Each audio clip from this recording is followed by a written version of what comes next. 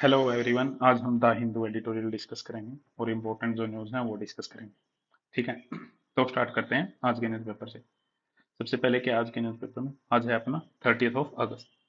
सबसे इम्पोर्टेंट चीज़ है कि हमें पर्सपेक्टिव देखना है, किस पर्सपेक्टिव से हमें न्यूज़पेपर पढ़ना है। ठीक, आपको अपना पर्पज पता होना चाहिए, किस पर्पज से आप न्यूज़पेपर को पढ़ना चाह रहे हैं। ठीक, तो किस पर्पज से आपको पढ़ना है, let me tell you something about कि पढ़ना कैसे है और क्या पढ़ना है। सबसे पहले आपके पास प्रीलिम्स, मेंस एंड ऑप्शनल, इन तीनों का सिलेबस अगर आपको अच्छे से याद है, अगर याद है या फिर आपके पास है इन फ्रंट ऑफ यू, उस सिलेबस से रिलेटेड जितने भी आर्टिकल हैं वही आपको पढ़ने हैं बस। उन आर्टिकल को पढ़ के आपको एग्जाम में यूज करना है, एग्जाम में यूज, मेंस में, प्रीलिम्स में, मोस्टली मेंस में। ठीक है, तो ये रिलेवेंस है जो कि आपके आंसर को थोड़ा सा डिफरेंट बनाएगा, और अगर आंसर डिफरेंट होगा तो अच्छा होगा, तो मार्क्स अच्छे मिलेंगे। ठीक है, इसलिए न्यूज़पेपर की जरूरत है। तो आज से हम डिस्कशन स्टार्ट करने जा रहे हैं, जो कि काफ़ी छोटा सा डिस्कशन होगा, 20 to 30 मिनट का। उसमें आपको पूरा होलिस्टिक व्यू मिल जाएगा और आप उसको अपने एग्जाम में या फिर इसको सुन सकते हो डेली। तो स्टार्ट करते हैं आज। सबसे पहले क्या है, अब देखो फर्स्ट पेज पे अगर रिलीवेंट आपको न्यूज़ दिखे तो ही पढ़नी है। अब फर्स्ट पेज पे कोई न्यूज़ इंपॉर्टेंट है नहीं, जो मैंने ये हाईलाइट कर रखे हैं। Election commission call for report on SP plaint on biased posting. ठीक है, अब देखो इलेक्शन कमीशन ने क्या है, कुछ समाजवादी पार्टी के लिए मतलब कुछ जो समाजवादी जो पार्टी है उन्होंने कोई कंप्लेन की होगी उनके लिए कि ऑफिशियल की पोस्टिंग है वो बायस है। तो ये हमें इस न्यूज से कोई मतलब नहीं है, हमें इलेक्शन कमीशन से मेन इंपॉर्टेंट है कि इलेक्शन कमीशन क्या अपने सिलेबस में है। हाँ, GS 2 में है, ऑप्शनल में भी है, PSIR में।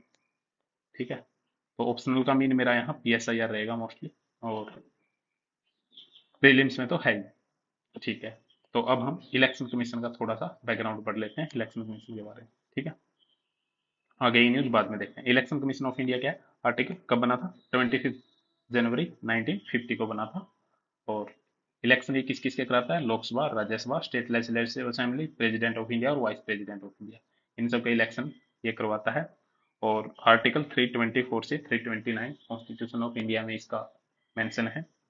और 25 जनवरी 1950 को बना था, इसलिए इस दिन नेशनल वोटर डे भी मनाया जाता है। ठीक है, वोटर डे। उसके बाद है, स्टार्टिंग में ये 1 मेंबर बॉडी थी, उसके बाद 1983 में 3 मेंबर बॉडी बन गई है। 1983 में 61st अमेंडमेंट हुआ था 1989 में। तो वोटिंग की जो एज है वो क्या कर दी थी, 21 to 18। तो वो एज 21 से 18 कर दी थी। तो ये मेंबर, तो इसलिए थोड़ा बर्डन बढ़ गया था, तो इसलिए 3 मेंबर बॉडी बनाई गई थी। इसकी अपॉइंटमेंट कौन करेगा, प्रेसिडेंट ऑफ इंडिया। ठीक है, सैलरी और कंडीशन इसकी किसके सेम होगी, जज ऑफ सुप्रीम कोर्ट की। रिजाइन ये किसको करेगा, प्रेसिडेंट ऑफ इंडिया। इसको रिमूवल भी किया जा सकता है जैसे जज ऑफ सुप्रीम कोर्ट को किया जाता है। अब आप रिकॉल कीजिए, अगर आपने पॉलिटी अच्छे से की है तो, जज ऑफ सुप्रीम कोर्ट को हटाने का प्रोसीजर क्या है। ठीक है, रिमूवल कैसे होगा इसका, तो ये रिकॉल करना आपको और कमेंट में लिखना है। नेक्स्ट है, एक जजमेंट आई थी, Anoop Barnwal versus Union of India 2023। इसमें क्या था कि जो अपॉइंटमेंट है चीफ इलेक्शन कमिश्नर की और अदर इलेक्शन कमिश्नर की, ठीक है, उसकी अपॉइंटमेंट जो है उस वो किस कमेटी की रिकमेंडेशन पे होगी। वो सुप्रीम कोर्ट ने बोला था कि उसमें प्राइम मिनिस्टर होना चाहिए, लीडर ऑफ अपोजिशन जो लोकसभा में है, और चीफ जस्टिस ऑफ इंडिया। ये तीनों लोग जिसको भी रिकमेंड करें उसी को फाइनली अपॉइंट कर दो as a chief election commission and other election commission. ठीक है, तो इस तरह से इलेक्शन कमीशन का हमने बेसिक बैकग्राउंड देख लिया। इतना ही पढ़ना जरूरी है, इससे ज्यादा इंपॉर्टेंट नहीं है। ये मोस्टली प्रीलिम्स के लिए था, अगर कोई एडिटोरियल में आएगा तो वो मेंस के लिए होगा। उसके बाद है, सुप्रीम कोर्ट ने क्या slam Telangana CM for his remarks on Kavitha देव। ये कविता का इशू चल रहा है, हमें पता है। ठीक है, तो इसमें मेन इंपॉर्टेंट चीज़ है सुप्रीम कोर्ट। सुप्रीम कोर्ट के बारे में थोड़ा सा आपका बैकग्राउंड पता होना चाहिए, और ये प्रीलिम्स पर्सपेक्टिव से भी इंपॉर्टेंट है। इस न्यूज से आपको कोई ज़्यादा मतलब कि लेना देना नहीं होना चाहिए। उसके बाद है एससीओ। पाकिस्तान ने इनवाइट किया प्राइम मिनिस्टर को कि वो एससीओ में आए और पार्टिसिपेट करें। ठीक है, एससीओ क्या है वो भी देखेंगे। सुप्रीम कोर्ट के बारे में पढ़ लेते हैं। 1773 में स्टार्टिंग में एक एक्ट आया, कॉन्स्टिट्यूशन ऑफ इंडिया ने दिल्ली को seat of supreme court declare किया है। बट और आर्टिकल क्या है, 124 से 147 तक। और चीफ जस्टिस ऑफ इंडिया जो है वो क्या है, ऑथोराइज है कि किसी भी जगह को सुप्रीम कोर्ट की सीट डिक्लेयर कर सकता है, कहीं पे भी। अभी दिल्ली है एज सीट ऑफ, अब सुप्रीम कोर्ट की किसी भी जगह को जहां भी चीफ जस्टिस ऑफ इंडिया चाहे उसको seat of supreme court declare कर सकता है। ठीक है, नेक्स्ट है अपॉइंटमेंट। अपॉइंटमेंट ऑफ जज। जजेस की अपॉइंटमेंट कौन करेगा, प्रेसिडेंट ऑफ इंडिया। और किन से सलाह लेगा, सच नंबर ऑफ जजेस supreme court and high court जो उसको लगेगा। ठीक है, मतलब कि फाइनल अपॉइंटमेंट कौन करेगा, प्रेसिडेंट ऑफ इंडिया। इसके ऊपर भी एक अपॉइंटमेंट के ऊपर 3 केसेस हैं, 3 जजेस केसेस, 1982 में, 1993 में, 1998 में। 1992 में कंकरेंस, मतलब कि ये बोला था कि वो एडवाइज है, सिर्फ एडवाइज है वो, मतलब कि बाइंडिंग नहीं है। किसके ऊपर, जो प्रेसिडेंट के ऊपर। चीफ जस्टिस ऑफ इंडिया जो एडवाइस देगा वो प्रेसिडेंट के ऊपर बाइंडिंग नहीं है। लेकिन 1993 में बोला कि चीफ जस्टिस ऑफ इंडिया 2 और सीनियर मोस्ट जज से, 2 मोर जज से सलाह करेगा, और उसके बाद क्या करेगा, प्रेसिडेंट को एडवाइस देगा और प्रेसिडेंट पे वो बाइंडिंग होगी। और ये 1998 में फिर इसने 2 जजेज की क्या 4 जजेज बोल दिया। ठीक है, तो ये 3 केस थे। एक 19 अमेंडमेंट एक्ट है जिसको कि कॉन्स्टिट्यूशन अमेंडमेंट एक्ट गवर्नमेंट लेके आई थी, जिसमें क्या था, कोलेजियम सिस्टम था कि जो अपॉइंटमेंट होती है जजेज की उसमें गवर्नमेंट का भी कुछ रोल होगा। बट इसको जो सुप्रीम कोर्ट है उसने एन्यूल कर दिया था कि ये बेसिक स्ट्रक्चर ऑफ कॉन्स्टिट्यूशन है जो उसका क्या कर रहा है, वायलेशन कर रहा है। ठीक है, आई होप कि यहाँ तक आपको समझ में आ गया होगा। थोड़ा थोड़ा साथ में रिवीजन होता रहेगा सिलेबस का, प्रीलिम्स का और मेंस का दोनों। तो नेक्स्ट चलते हैं एससीओ। एससीओ के बारे में देखते हैं। सबसे पहले मैप देख लेते हैं। एससीओ में अब 10 मेंबर हो चुके हैं। ठीक है, एससीओ कब बना था, 2001 में बना था। संघाई में इसका हेडक्वार्टर है। इंडिया और पाकिस्तान कब ऐड हुए थे, 2017 के अस्थाना समिट में एससीओ के मेंबर बने थे। एससीओ के बाकी मेंबर कौन कौन है, Russian federation, Republic of Kazakhstan, ठीक है, किर्गिस्तान है, उज्बेकिस्तान है, तजाकिस्तान है, इंडिया है, पाकिस्तान है और चाइना है। ठीक है, तो इतने मेंबर हैं ये एससीओ के। एससीओ में क्या था कि मतलब स्टार्टिंग में ना ये 5 जो सेंट्रल एशियन कंट्री थी उन्होंने 1966 में ये ऑर्गेनाइजेशन बनाई थी। लेकिन बाद में उज्बेकिस्तान भी ऐड हो गया, तो 2001 में इसको संघाई कॉर्पोरेशन ऑर्गेनाइजेशन बोला गया क्योंकि संघाई में बना था। ठीक है, आई होप कि आपको समझ में आ गया होगा। नेक्स्ट न्यूज पे चलते हैं, इंपॉर्टेंट न्यूज। बोंडा ट्राइब है कोई, बोंडा ट्राइब कहाँ से फ्री में आ सकता है, कहाँ से बोंडा ट्राइब, उड़ीसा में। उसमें स्टूडेंट परस्यू एमबीबीएस प्रोग्राम। अब ये देखो इनक्लूसिव डेवलपमेंट का एग्जांपल हो सकता है जीएस2 में। ठीक है, और वल्नरेबल सेक्शन में भी इसको ऐड कर सकते हैं, सोसाइटी में भी। तो ये एग्जाम्पल का काम कर सकता है। तो ये फर्स्ट होगा जो कि फर्स्ट जनरेशन, जो कि मतलब कि जिसकी जो सारी जनरेशन है वो फूड के लिए फॉरेस्ट पे डिपेंड होती थी। अब ये स्टडी करेगा, कितनी अच्छी बात है। नेक्स्ट चलते हैं।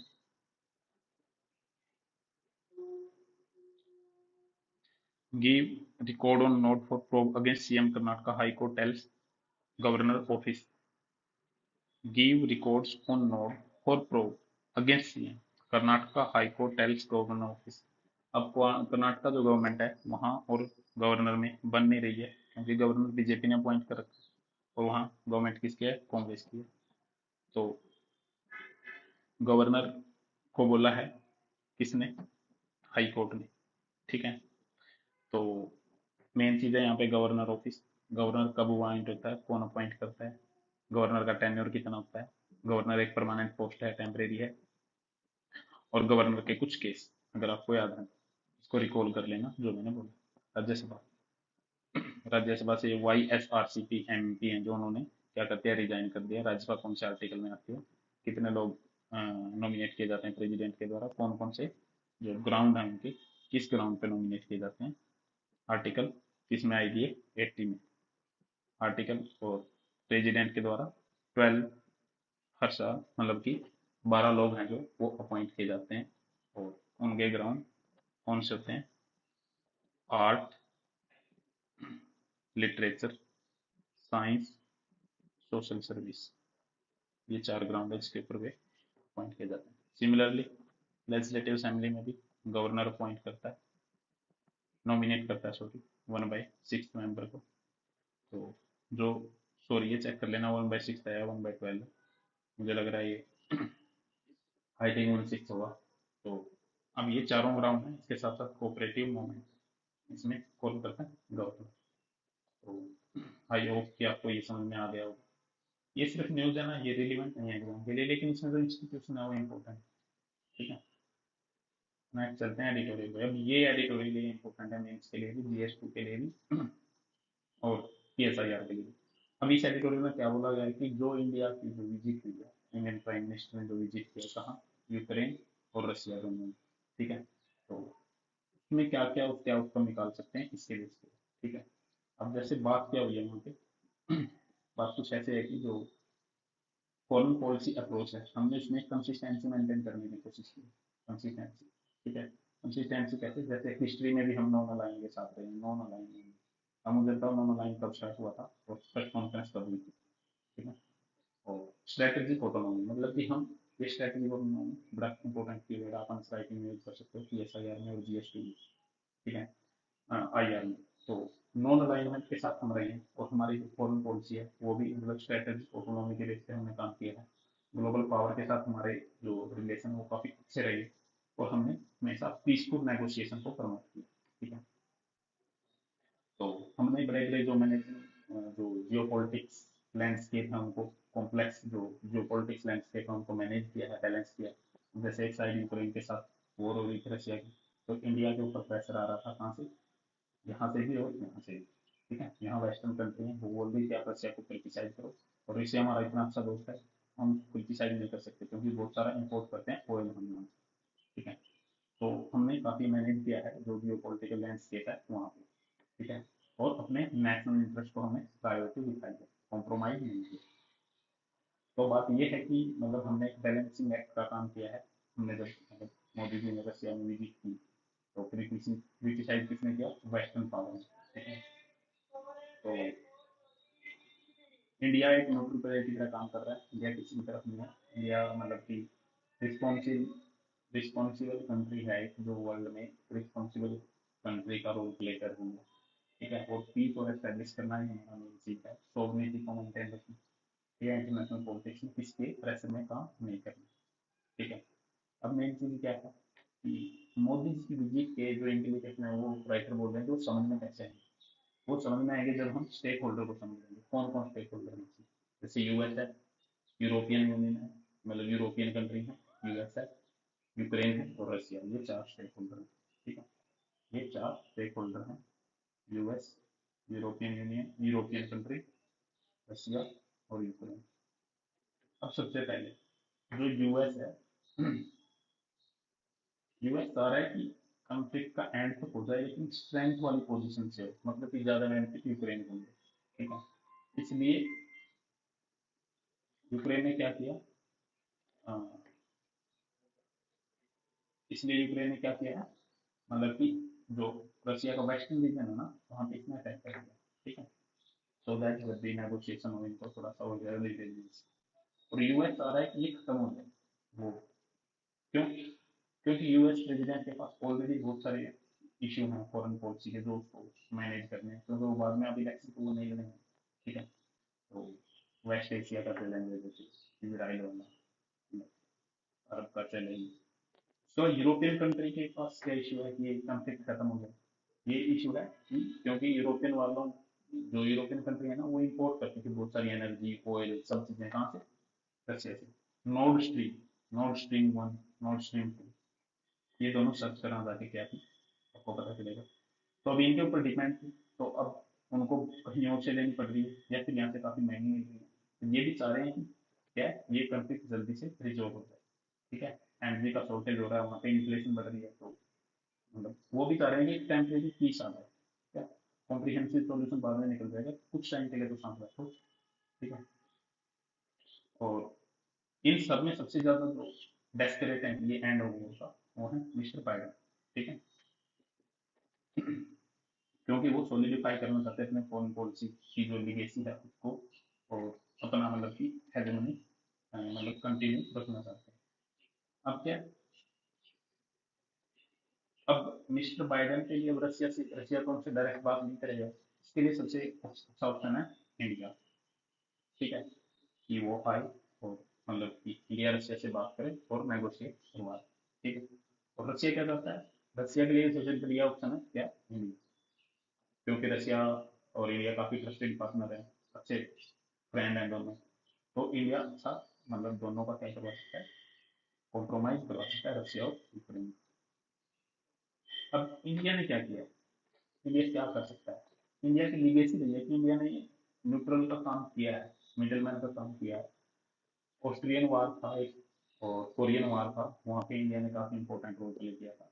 तो अब ये मोदी जी पे भी बात आ जाती है, जैसे मोदी जी ना अगर और ज्यादा अपनी जो इमेज है उसको वर्ल्ड में और ज्यादा पॉपुलर होना चाहते हैं, कि इंडिया में भी इस ऐसा करने से अगर ये क्या करवा देते हैं, इन दोनों का कॉम्प्रोमाइज करवा देते हैं, रशिया और यूएस, यूक्रेन और रशिया का, तो इनकी जो इमेज है वो काफी अच्छी बनेगी।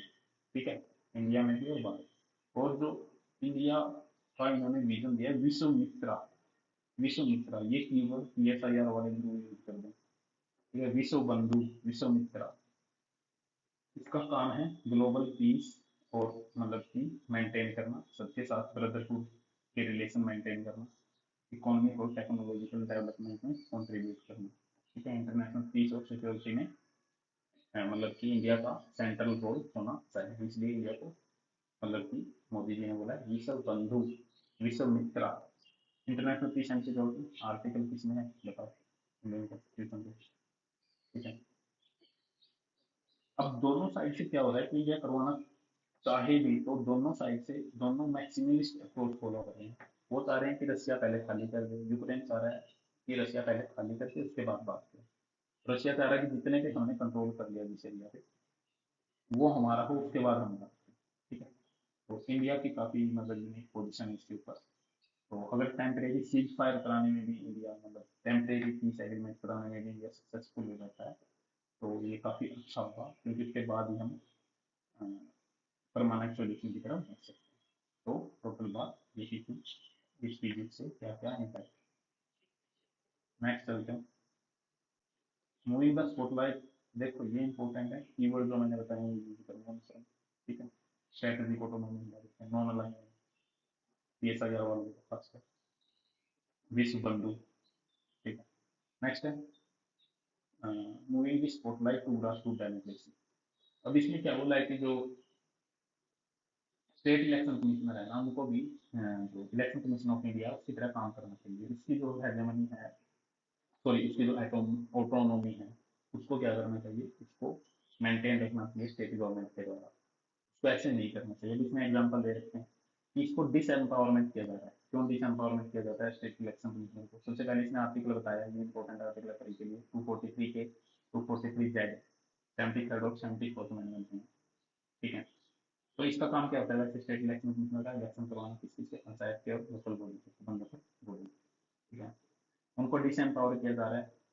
क्यों, कर्नाटक में स्टेट इलेक्शन कमिश्नर ने एक फाइल की थी कंप्लेंट कि अब जैसे ना डिलिमिटेशन होता है, मतलब कि अलग अलग कॉन्स्टिट्यूएंसी का बढ़ाई जाती है सीटें या घटाई जाती हैं, ऐसे स्टेट इलेक्शन कमिश्नर है वो स्टेट लेवल पर डिलिमिटेशन कर सकता है। तो अब यही इशू कर्नाटक में था, उसने डिलिमिटेशन के लिए डाला था बट गवर्नमेंट ने कुछ बीच में उसको रोक दिया, तो वो फिर हाईकोर्ट के पास गया। तो इस तरह से कर्नाटक में इलेक्शन हुए 3.5 साल से भी ज्यादा हुए, जबकि टेंडर खत्म हो गया। ऐसे ही सेम केस है आंध्र प्रदेश में। ठीक है।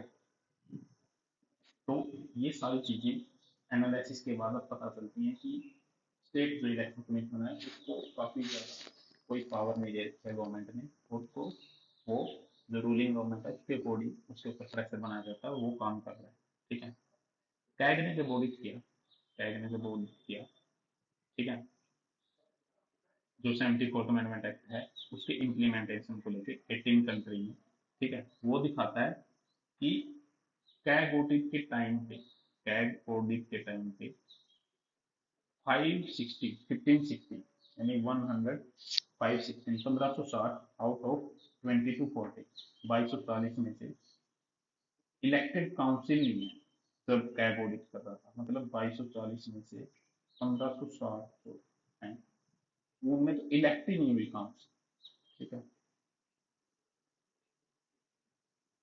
और इस वजह से ना जैसे कर्नाटका में कितना सारा डिले हो रहा है इलेक्शन में, और सच डिले क्या करते हैं, लोकल गवर्नमेंट को अंडरमाइन करते हैं, और ट्रस्ट है जो सिटीजन का वो भी क्रोड होता है पब्लिक इंस्टीट्यूशन पे।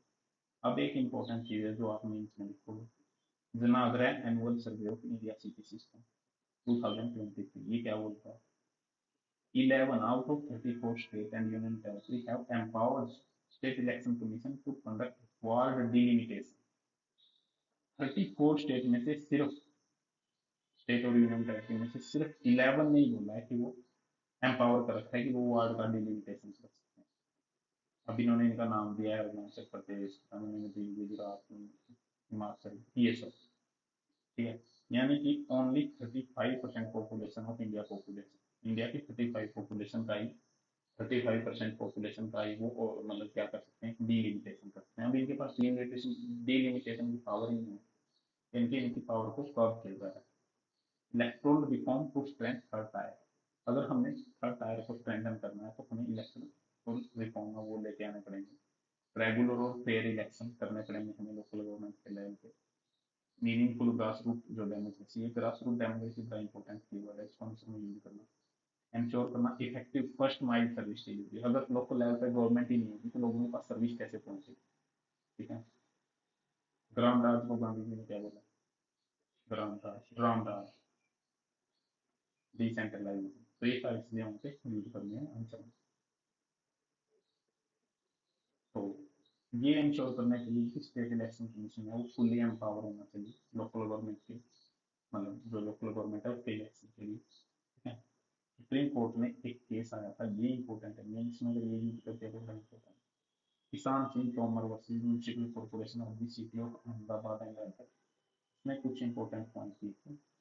अगर ये क्वेश्चन आ जाता है कि स्टेट में जो इलेक्शन है, इलेक्शन कमीशन है वहाँ पे जो बार बार इलेक्शन टाइम पे नहीं हो रहे लोकल बॉडी, तो उसको इंश्योर करने के लिए क्या क्या स्टेप लिए जाने चाहिए, तो आप ये डायरेक्ट मेंशन कर सकते हैं। सबसे पहले there is a need to bring state election commission on par with election commission of India in term of transparency, independence and constitution and appointment. Constitution और अपॉइंटमेंट में जैसे इलेक्शन कमीशन ऑफ इंडिया की जाती है वैसे state election commission की जानी चाहिए। ठीक है, तो ऐसे ही स्टेट इलेक्शन कमीशन के अपॉइंटमेंट भी chief minister, leader of opposition in legislative assembly और chief justice of high court, इन तीनों को मिलकर की जानी चाहिए, ऐसे डायरेक्टली अपॉइंट नहीं करना चाहिए। ठीक है, गवर्नमेंट के द्वारा, मतलब जब ये तीनों मिलकर एडवाइस दें गवर्नर को तब करना चाहिए। अब तो बस यूनियन कैबिनेट जो सीएम है वो एडवाइस देते हैं, कर देते हैं। ठीक है, इस कंटेक्स्ट में यूनियन गवर्नमेंट को 74 गवर्नमेंट एक्ट उसको क्या करना चाहिए, अमेंड करना चाहिए। सेकंड क्या है, वार्ड बाउंड्री का डिलिमिटेशन होना चाहिए और उसके लिए फिक्स टाइम होना चाहिए, हर 10 साल में क्या होगा डिलिमिटेशन। अब वार्ड क्या होते हैं, जैसे बड़ी सिटी होती है ना, सिटी के अंदर म्यूनिसिपल काउंसिल, म्यूनिसिपल कॉर्पोरेशन, उनके अंदर फिर वो अलग अलग वार्ड में डिवाइड है। ठीक है, उसके बाद वार्ड के जो डिलिमिटेशन और रिजर्वेशन ऑफ सीट की पावर है वो किसमें होनी चाहिए, स्टेट इलेक्शन कमीशन के पास होनी चाहिए, ना कि स्टेट गवर्नमेंट के पास। ठीक है, और उसको रिजर्वेशन को बार बार वो करते रहना चाहिए रिवाइज। ठीक है, उसका एक टेन्योर फिक्स होना चाहिए 10 ईयर। अब क्या होता है, क्योंकि इलेक्शन है, यह जो ये अपने स्टेट गवर्नमेंट है उसकी वजह से जो डिलिमिटेशन है वो हो नहीं पाता, वो अपना कुछ पॉलिटिकल बेनिफिट देखती है, तो स्टेट गवर्नमेंट फेल हो जाती है, तो उस वजह से ये डिले हो जाता है, वो डिलिमिटेशन कर नहीं पाते स्टेट इलेक्शन। तो पब्लिश करने के लिए रिजर्वेशन गवर्नमेंट है वो फेल हो जाती है, तो डिलिमिटेशन हो नहीं पाता, जिस वजह से इलेक्शन लेट हो जाता है। फाइनली क्या है, मैल प्रैक्टिस हैं जो प्रेजिडाइजिंग ऑफिसर हैं अपॉइंट किए जाते हैं स्टेट गवर्नमेंट के द्वारा, वो काफ़ी इमर्ज हुई है। एग्जाम्पल हम देख सकते हैं चंडीगढ़ म्यूनसिपल कॉरपोरेशन ये भी मेरी जिंदगी का नया एग्जाम्पल है, मेयर के जो इलेक्शन हुए थे वहाँ पे कैसे गड़बड़ी हुई थी सभी को पता है। ठीक है, तो इनके जो इलेक्शन है वो अच्छे से हेल्ड किए जाने चाहिए। तो ये था अपना GS2 में भी, CSIR में भी अपना है, PSIR के पेपर 2 पेपर 1 सेक्शन बी में, और उसमें आप ये मेंशन कर सकते हो। अब लेटरल एंट्री पे एक इम्पोर्टेंट डिबेट है, दो बड़े अच्छे लोगों ने डिबेट की हुई है। अभी जो गवर्नमेंट ने 45 जो निकाली थी वैकेंसी लेटरल एंट्री के लिए, सबसे पहले तो लोगों को जरूरत ही क्यों पड़ी हायर करने के लेटरल एंट्री के लिए। सबसे पहले इन्होंने कहा कि देखो एक्सपर्टीज लोग आएंगे तो वो उसके हिसाब से पॉलिसी बनाएंगे, क्योंकि पॉलिसी बनाना और इम्प्लीमेंट करना ये कह रहे हैं कि ये अलग अलग काम है। ठीक है, लेकिन जो इनके अपोजिट वाले हैं, जो अपोजिट वाले हैं, और साथ में ये क्या कह रहे हैं कि जो एक्सपर्टीज आएंगे, मतलब कि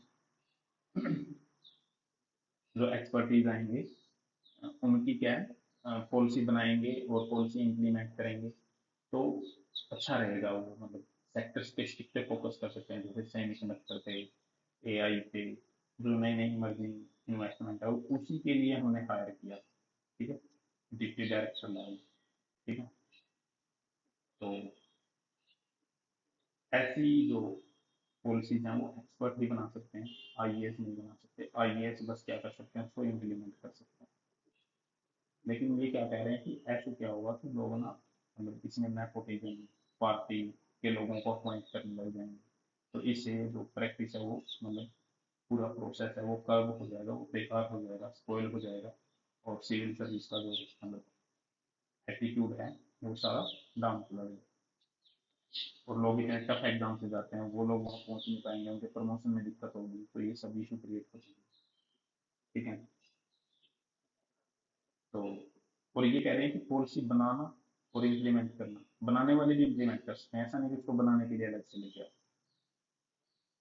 जैसे ना एक बार इन्होंने एग्जाम्पल दिया, पाकिस्तान में क्या हुआ था, जुल्फिकार अली भुट्टो ने क्या किया था, क्योंकि वहां भी सेम ही प्रॉब्लम है। उन्होंने कहा कि हम डायरेक्ट अपॉइंट करेंगे एक्सपर्टीज को, तो उसने बहुत सारे एक्सपर्टीज लोगों को सिविल सर्विस में ले लिया था, पाकिस्तान सिविल सर्विस। अब क्या हुआ फिर, उसने अपने फेवरेट लोगों को ले लिया। अब उसने अपने फेवरेट लोगों को ले लिया, तो जुल्फिकार अली भुट्टो चली गई, चला गया। तो फिर क्या हुआ, भुट्टो साहब चले गए। उसके बाद क्या हुआ, मिलिट्री ने वहाँ वो टेक कर लिया था, तो मिलिट्री ने अपने लोगों को ले लिया सर्विस में। तो पाकिस्तान की जो सिविल सर्विस है वो मैच होती है, वो बेकार है, वहाँ पे उतना मतलब कि वो चीज़ें नहीं है जो होनी चाहिए, जो इंडियन सिविल सर्विस में स्टार्टिंग से बनी हुई है। ठीक है, तो वो स्पॉइल हो चुका है उनका सिस्टम। और अगर हम एक्सपर्टीज को ही ले रहे हैं तो क्यों ना एक सफर टेस्ट सब्जेक्ट के लिए भी एक्सपर्टीज के लिए। ठीक है, सिर्फ हम रिज्यूम देख के तो एक्सपर्टीज को ले नहीं सकते। लेकिन अब ये कह रहे हैं कि नहीं, अब इंटरव्यू तो UPSC में भी होता है, अगर इनको भी इंटरव्यू के बेसिस सेलेक्ट कर रहे हैं तो क्या इशू है। अब ये कह रहे हैं कि देखो इंटरव्यू होता है ठीक बात है, लेकिन अकेला इंटरव्यू तो नहीं है ना, एग्जाम भी तो दे के आते हैं। एप्टीट्यूड का लेवल सिर्फ इंटरव्यू से थोड़े चेक किया जाता है। ठीक है, तो ये काफी अच्छी डिबेट है इन दोनों की। और इन्होंने कहा कि जो ये अभी आ रहे हैं इससे प्रमोशन रुकेगी, जो मतलब न्यू सिविल सर्वेंट्स आ रहे हैं, क्योंकि डिप्टी डायरेक्टर लेवल पे हैं तो काफी टाइम लगेगा फिर उनको promote होने। लेकिन ये बोल रहे हैं कि देखो डिप्टी डायरेक्टर लेवल पे है जो, वो एक एडिशनल पोस्ट है, ये कोई मतलब उन वैकेंसी को कम नहीं किया गया। फिर यही बात रिजर्वेशन की उठी जब, कि रिजर्वेशन को बाईपास क्यों किया गया। इन्होंने कहा रिजर्वेशन को बाईपास नहीं किया गया। रिजर्वेशन अगर मान लो 500 पोस्ट निकालनी थी, वो पोस्ट 500 ही है, बस नई 50 पोस्ट है वो क्रिएट कर दी है, 50 नई पोस्ट है वो क्रिएट कर दी है। लेकिन ये कह रहे हैं कि ऐसा कुछ नहीं है, कोई भी जो मतलब नई पोस्ट है वो क्रिएट कर रहे हैं तो वहाँ पे भी जहाँ पे लोग 45 डेज से ज़्यादा काम करें गवर्नमेंट पोस्ट पे, चाहे वो टेम्परेरी या परमानेंट, वहाँ पे आरक्षण का प्रोविजन है, रिजर्वेशन होना चाहिए। इसलिए यहाँ पे भी रिजर्वेशन होना चाहिए। तो लास्ट में बोलते हैं कि ये गवर्नमेंट का गुड स्टेप है कि इसको विड्रॉ करना और इसको दोबारा से री एग्जामाइन करना और एक अच्छा अल्टरनेटिव निकाल के लाना। तो ये था अपना मेंस के लिए इंपॉर्टेंट है, ये आ सकता है, लेटरल एंट्री अलाउड होनी चाहिए सिविल सर्विस में। ठीक है, उसके बाद है नेक्स्ट आर्टिकल, जेंडर बजट के ऊपर है, ये ग्राफ GS3 में बना सकते हो, आप खुद से देख लेना इसको। नेक्स्ट क्या है, वही सिविल सर्विस में लेटरल एंट्री के लिए है। लेटरल एंट्री के लिए बस इसमें एक वैल्यू एडिशन ये है, एक बुक थी tyranny of marriage, political philosopher से माइकल सैंडल। उन्होंने क्या डिस्कस किया, flow of placing too much emphasise on merit without pursuing equity.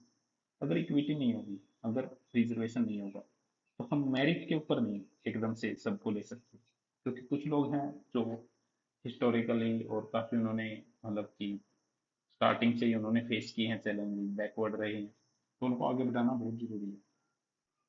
तो इस तरह से मतलब कि इंटरवेंशन अगर पीएमओ की तरफ से उसका वेलकम किया है, तो ये आप मेंशन कर सकते हो, काफी अच्छा वैल्यू एडिशन हो जाएगा ये। तो इस तरह से आई थिंक गाइस अपना एक ये हो रहेगा, union to organise campaign to restart MNREGA in Bangladesh. MNREGA scheme के बारे में पढ़ लेना। तो हमने एंड कर दिया इसको। एक इम्पोर्टेंट बात न्यूज, वर्क से डिस्कनेक्ट होना बहुत जरूरी है मेंटल हेल्थ के लिए। अगर डिस्कनेक्ट नहीं होंगे तो मेंटल हेल्थ बेकार हो जाएगी। तो इसलिए बोला जाता है कि स्टडी में या वर्क में रेस्ट लेना जरूरी है। 1 या 2 घंटे के बाद थोड़ा सा फोन से दूर या फिर स्क्रीन से दूर हो, कुछ भी गेमिंग कर सकते हो आप, मतलब अलग अलग अपना जो भी पैशन है उसको आप फॉलो कर सकते हो। ठीक है, हॉबी को। तो इस तरह से गाइस हमने ये डिस्कस किया, आप अपना रिव्यू दीजिए, हम कैसे इसको इम्प्रूव कर सकते हैं और ट्राई करेंगे और अच्छा होगा। Bye, thank you.